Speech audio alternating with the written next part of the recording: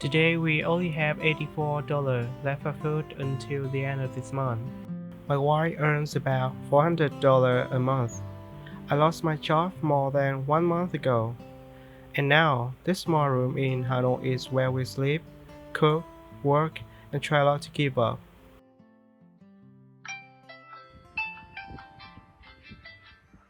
Hi everyone, my name is Hui. I am 27 years old. I lost my job a little over 1 month ago, and today I want to show you the place where my wife and I are living. This is the way to our rental room. The entrance is a little complicated. There are many small turns going in different directions. If you are not careful, you may take the wrong way and end up in front of someone else's house. In this area, the houses are built very close to each other. Sometimes people can stand on their balconies and talk to their neighbors across the alley, maybe even shake hands. That is how close the buildings are. Above my head, you can see many electric wires crossing everywhere. Some of them are only about 60 centimeters to 1 meter above my head.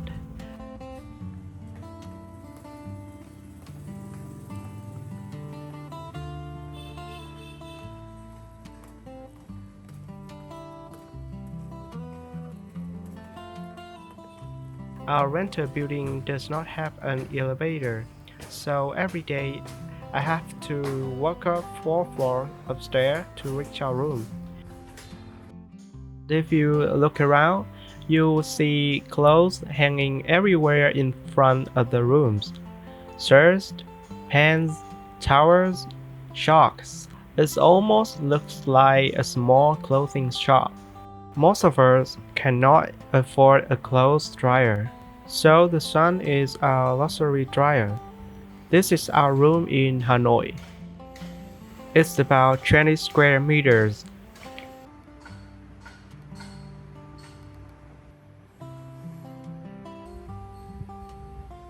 When you live in a small room, everything is close to everything. Our sleeping area is on a small loft above the room.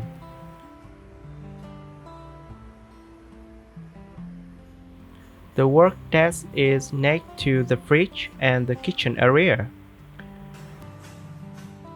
The kitchen is right beside the bedroom.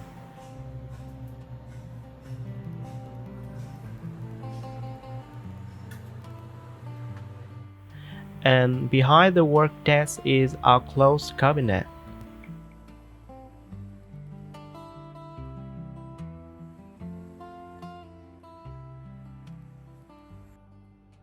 Every morning, I wake up before my wife.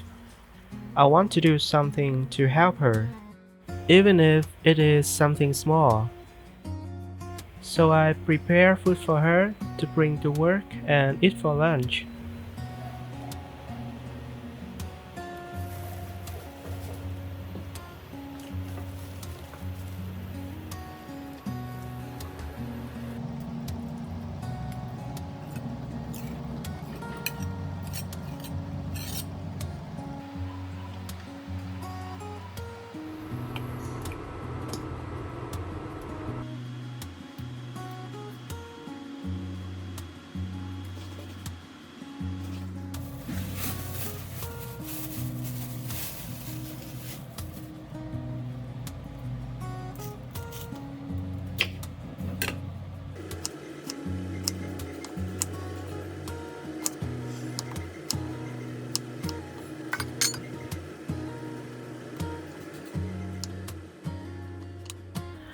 I pack her meal carefully because I know she works hard every day.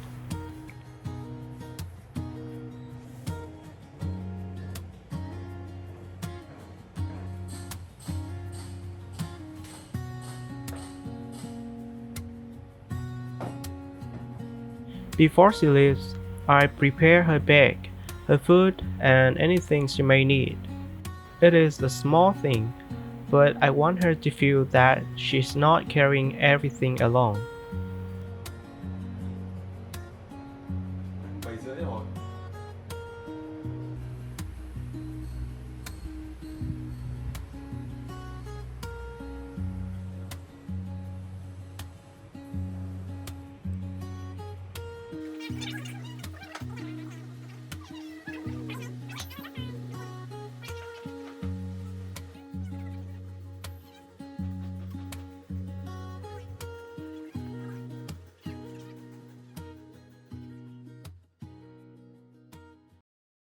After my wife leaves, I usually clean the room first.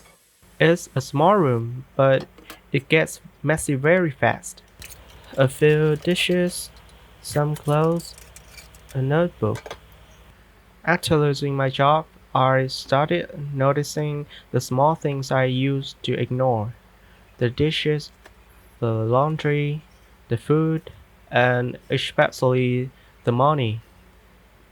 I used to work as an editor, staying behind the screen, but now I'm trying to make YouTube.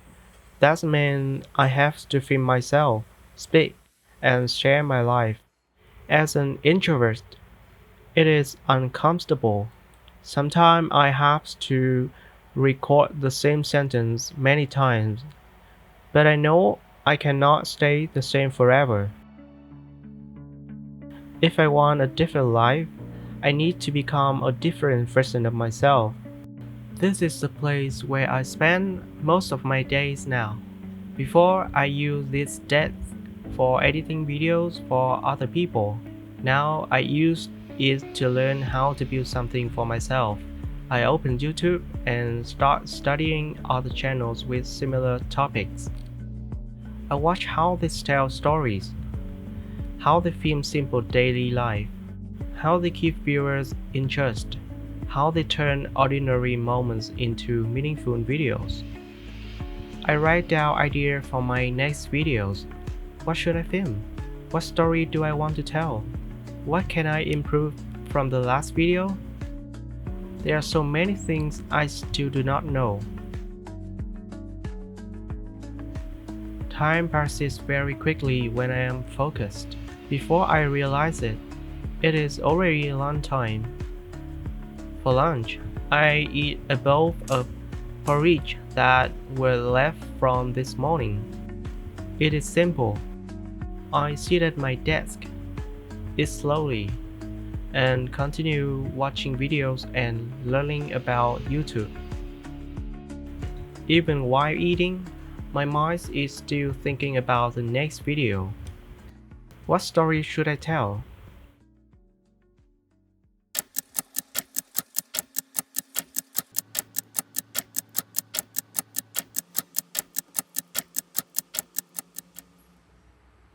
It is already 3 p.m. The whole morning has passed.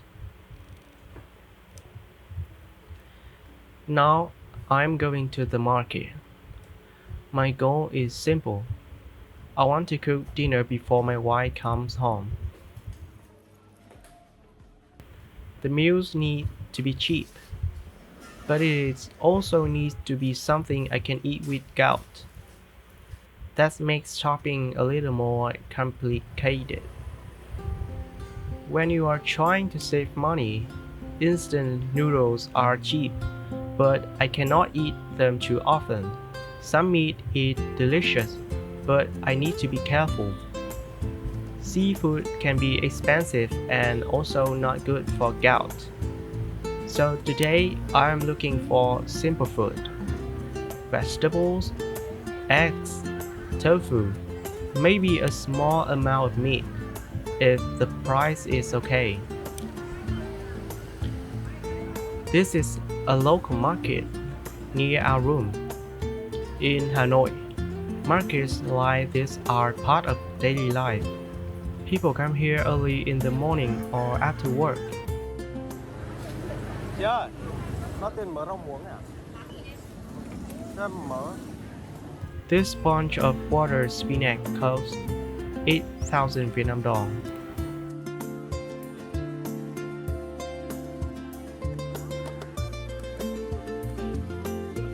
Chị ơi, mấy nghìn bìa đậu ấy chị. Cho em túi này đi. Tofu is 3,000 Vietnam dong for one piece. I buy 3 pieces, so the total is 9,000 Vietnam dong. I stand here for a while and think, should I buy meat today? Or should I save that money and use eggs instead? After thinking for a while, I decided not to buy meat. Partly because my wife does not really like eating meat that much, and also because today I want to keep this meal as simple as cheap as possible. So I decided to buy water spinach and tofu. The total is 17,000 Vietnam dong, about $0.64. This will be our dinner. Earlier, you heard me say I might buy eggs too, right? But I am not buying them here. Let me show you how to get eggs for $0 in Hanoi. Keep watching, and I will explain it in the next part.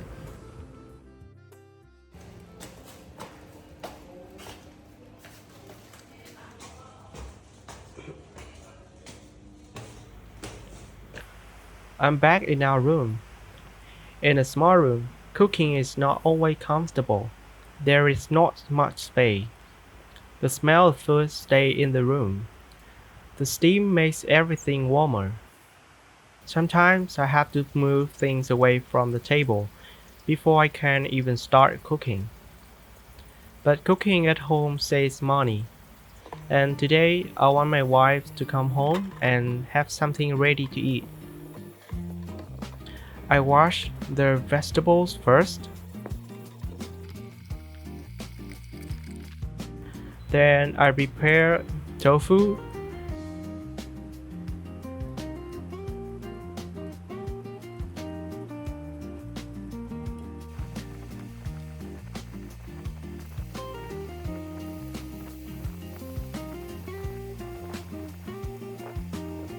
Then the egg.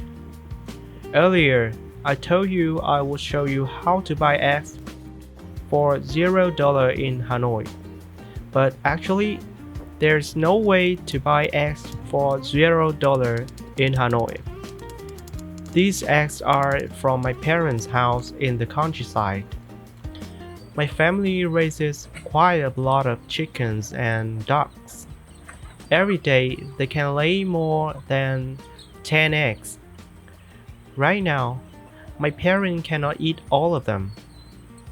So every time I go back to my hometown, I try to bring as many eggs as I can to Hanoi.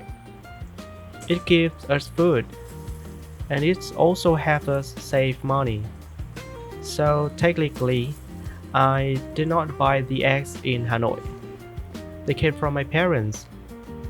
Sorry for lying to you earlier when I said I would show you how to buy eggs for $0 in Hanoi. But maybe this is the real answer. Sometimes saving money in the city is not only about being smart. It is also about help from family, even in small things like a few eggs. I try to cook simply, not too much oil, not too salty, not too complicated. Because of my gout, I have to think before eating. When I was younger, I ate whatever I wanted. Spicy food, fried food, instant noodle, seafood. I did not care much. But after getting gout, I realized health also costs money. If I eat carelessly today, I may pay for it tomorrow. I've had gout for almost 2 years now. I'm only 27 years old, but I already have a disease that many people think only older people get. Before losing my job, I did not cook often. My wife was usually the one who did more. But now she works all day, so I want to do this. Make sure she had dinner when she's come back. While the food is ready, I look at the time. My wife usually comes home around 6 p.m. This is the quiet part of the day. I sit here and wait for my wife to come home. I wonder where she is now. Is she tired after a long day? When I hear her coming back, the room feels different. All day, the room is quiet, but when she opens the door, it feels like a home again. She looks tired, not extremely tired, just the normal tiredness of someone who worked all day. She looks at the food on the table. She says something simple. It smells good. It is not a big sentence, but for me, that is enough. At least today, I did something useful. We sit down and eat dinner together. There's not much space on the table. While we eat, we watch a gaming tournament together. My wife does not really understand the game, but she still watches it with me. Sometimes she even asks more questions about what is happening in the match. Who is winning? Why did that player do that? Is this team strong? They are simple questions, but they make me really happy. Because even if she does not fully understand it, she is still trying to share something I enjoy. In a small room like this, happiness is not always something big. I ask her about work. She says it was a normal day. I ask if she is tired. She says a little, but she is okay. We talk for a few minutes about our day. Then we continue eating dinner together.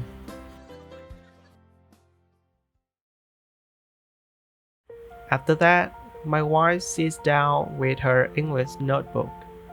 She studies after work when she still has energy. I sit next to her and continue researching YouTube and editing my videos. Sometimes we do not talk much. She studies, I work. The fence makes noise. Motorbikes pass outside. Lights in Hanoi keep moving. And inside this small room, we also keep moving, slowly. We are just two people in a small room. Try not to give up. Losing a job changes the way you see yourself. The hardest part is not only money, but also fear and uncertainty. I am afraid my videos may fail and people may judge me, but I know I have to try. I cannot control what others think, so I choose to be honest, keep learning, and continue rebuilding my life. Before sleep, I want to look back at today's spending. Today I spent 17,000 Vietnam dong at the market, and the meal was simple, but enough for both of us. Living on one salary is not easy, but checking our spending helps us keep moving forward. Thank you for spending this ordinary day with us. This is episode 1 of our journey living on one small salary in Hanoi. We do not know exactly what will happen next. Maybe YouTube will work. Maybe it will not. Maybe we will have to change our plan many times. But right now, this is our real life. Have you ever had to start over after losing a job? And how much does a young couple need to live in your city? Thank you for watching. See you in the next video. Bye.